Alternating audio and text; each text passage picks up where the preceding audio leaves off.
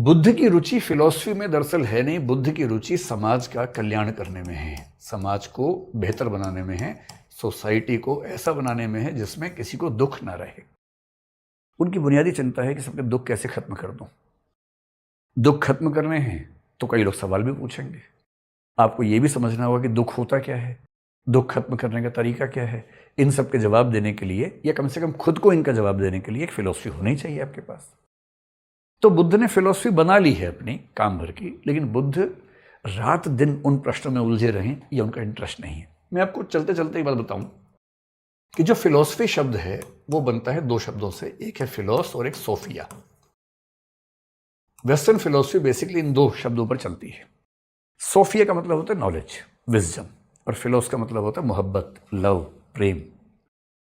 तो जिसको विजडम से यानी कि ज्ञान से प्रेम हो जाए, हम उसको बोलते हैं कि वो फिलॉसफी की स्थिति में है या फिलोसफर है। और आपने सुना होगा कि फिलोसफर अक्सर पागल टाइप के लोग होते हैं, क्योंकि वो ऐसे प्रश्नों में उलझे रहते हैं जिन प्रश्नों को लोग मानते हैं कि इसमें क्यों दिमाग लगा रहे हो भाई, दुनिया किसने बनाई, क्यों बनाई, क्यों टेंशन ले रहे हो, दुनिया में हो ना, एंजॉय करो। पर वो इसी में लगा हुआ कि दुनिया कैसे बनी, क्यों बनी, किसने बनाई।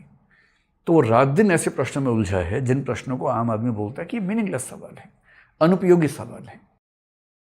इसलिए अक्सर फिलोसफर्स लोग जो होते हैं वो दुनिया से बहुत कट जाते हैं, आम दुनिया से एकदम दूर हो जाते हैं, छिटक जाते हैं। उनके प्रश्न अलग हैं, दुनिया अलग है, और वो रात रात भर सोच सकते हैं किसी एक विषय पर। कभी कभी समाज से इतना कटते हैं कि समाज के लोग उनका मजाक करते हैं। पश्चिम एक दार्शनिक हुआ जिसको समझ में आ गया कि ये भौतिक सुविधाओं में कुछ नहीं रखा हुआ है। राजसी परिवार से था, अमीर परिवार से था, सब छोड़ छाड़ के ग्रीस में, यूनान में, एथेंस में सड़क के किनारे टब जैसा कुछ रखा हुआ था, उसमें जाके रहने लग गया।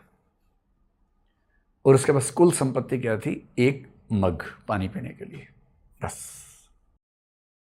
और एक बार क्या हुआ, एक कोई चोर या कोई पशु वो मग लेके भाग गया। तो बाकी लोगों ने सोचा कि अब तो दुखी होगा, और वो ठाके मार के हंस रहा था। लोगों ने पूछा क्यों हंस रहे हो भाई? बोले एक ही चिंता जीवन में थी कि मग चोरी ना हो जाए, हो गया, अब वो चिंता भी खत्म हो गई, अब मुझे कोई चिंता ही नहीं है।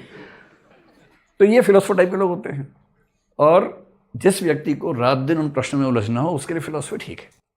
जिसको समाज को सुधारना है, समाज के कष्ट दूर करने हैं, उसके लिए फिलोसफी बहुत ठीक नहीं है। इस मामले में बुद्ध उस रास्ते के पथिक हैं जिस रास्ते के पथिक महात्मा गांधी हैं, डॉक्टर अंबेडकर हैं, या ऐसे लोग जिन्होंने एक फिलॉसफी ली और उसके माध्यम से समाज पर काम किया। विवेकानंद जैसे हैं, उस तरह की परंपरा में आते हैं, न कि शंकराचार्य की परंपरा में आते हैं, न कि नागार्जुन की परंपरा में आते हैं, न कि कणाद की परंपरा में आते हैं, जो रात दिन फिलॉसफी के बारे में सोच रहे हैं। तो बुद्ध से हमेशा ध्यान रखना है, बहुत गहरे प्रश्नों का जवाब शायद आपको कहीं कहीं ना मिले, वो केवल मुस्कुरा के टाल दें।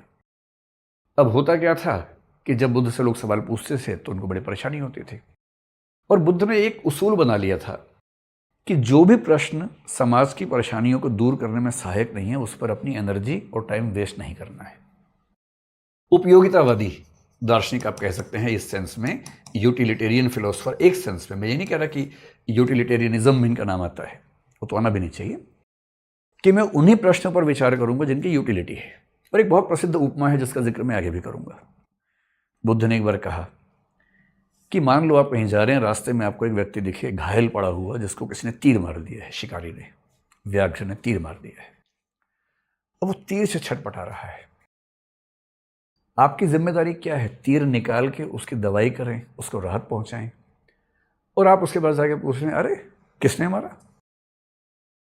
वो तड़प के बता रहा है उसने मारा। फिर आपने पूछा क्यों मारा, कितनी दूरी से मारा, किस गति से मारा, क्या प्रयोजन था उसका मारने का, क्या तुम भी उसको मारना चाहोगे? और ये करते करते वो मर गया बेचारा। अरे भाई, कोई व्यक्ति घायल पड़ा है, पहले उसकी दवाई करो, उसको ठीक करो, अब इसको बड़े लेवल पर ले जाइए।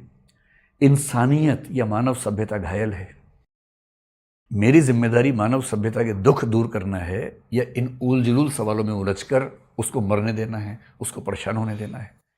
और ये कहकर बुद्ध ने स्पष्ट किया कि ना मेरी रुचि है अनावश्यक प्रश्नों में, ना मैं उन पर गौर करूंगा। और इसलिए बुद्ध ने एक सवाल के जवाब में एक बात कह दी कि ऐसे प्रश्नों को मैं कहूंगा अव्याकृत। और हम शुरुआत इसी एक छोटे से विषय से करने वाले हैं। अव्याकृत क्या होता है? क्या मतलब है इस बात का? इस बात का मतलब यह है कि बुद्ध ने यह कहा कि जिन प्रश्नों का समाज की समस्याओं को दूर करने से कोई संबंध नहीं है, उन प्रश्नों पर हम मौन रहेंगे, चुप रहेंगे, साइलेंट रहेंगे। उनकी अदा क्या थी? जब कोई पूछता था सवाल तो केवल मुस्कुरा देते थे, और मुस्कुराने का मतलब क्या था कि इसका जवाब या तो दिया नहीं जा सकता, या मैं दे भी दूंगा तो तुम समझ नहीं पाओगे। जब समझ नहीं पाओगे तो क्यों बिना बात के? जैसे कोई छोटा बच्चा तुतलाती आवाज़ में आपसे पूछे, पापा पापा दुनिया किसने बनाई? दुनिया किसने बनाई मतलब? अब आपको लग रहा है कि क्या करें इसको चिकोटी काटें या इसको जवाब दें? वो इतना क्यूट सा बच्चा है, उसकी औकात नहीं है समझने की दुनिया किसने बनाई। इतने गहरे प्रश्न आप कैसे बिग बैंग समझाएंगे उसको भाई? आप कैसे समझाएंगे कि क्वांटम लेवल पर कैसे दुनिया काम करती है? पर वो तुतलाती जबान में सवाल ऐसा पूछ रहा है, तो आप क्या करेंगे? उसको बुलाएंगे, चिकोटी काटेंगे, फिर कहेंगे बेटा भगवान ने बनाई, ताकि उसका मन शांत हो जाए। बोले कब बनाई? मैंने तो नहीं देखी। फिर आप बोलेंगे बेटा जब आप सो रहे थे तब बनाई। आप सबने ऐसी कहानियां सुनी है बचपन में, क्योंकि बच्चों को शांत करने के लिए होती है कहानियां। वो कोई फिलोसफिकल कॉग्निटिव जवाब तो होते नहीं है, सिर्फ इसलिए कि बच्चे शांत हो जाएं, ज़्यादा सवाल ना पूछें। तो बुद्ध ने भी कहा कि यार बेकार के सवाल पूछोगे, मैं खाली मुस्कुरा दूंगा, उस मुस्कुराहट से मतलब समझ लो।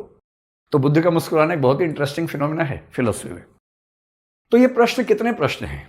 कुछ लोग कहते हैं कि ऐसे 10 प्रश्न हैं, कुछ कहते हैं 12 हैं, कुछ कहते हैं 14 हैं, कुछ कहते हैं 16 सवाल हैं, जिनके जवाब बुद्ध ने देने से मना कर दिया। क्यों मना किया थोड़ी देर में समझाऊंगा। उन्होंने क्या रीज़न दिया उसके पीछे वो भी समझाऊंगा। कितने सवाल हैं इस पर डिबेट है। पर जो इसमें सबसे प्रामाणिक स्रोत माना जाता है, आपने एक पुस्तक का नाम सुना होगा शायद, पोठपाद सुत्त उसको बोलते हैं। और ये आपने दीघ निकाय जरूर सुना होगा, एक शब्द है ना। तो दीघ निकाय का एक पार्ट है पोठपाद सुत्त, उसमें जो संख्या दी गई है वो 14 दी गई है।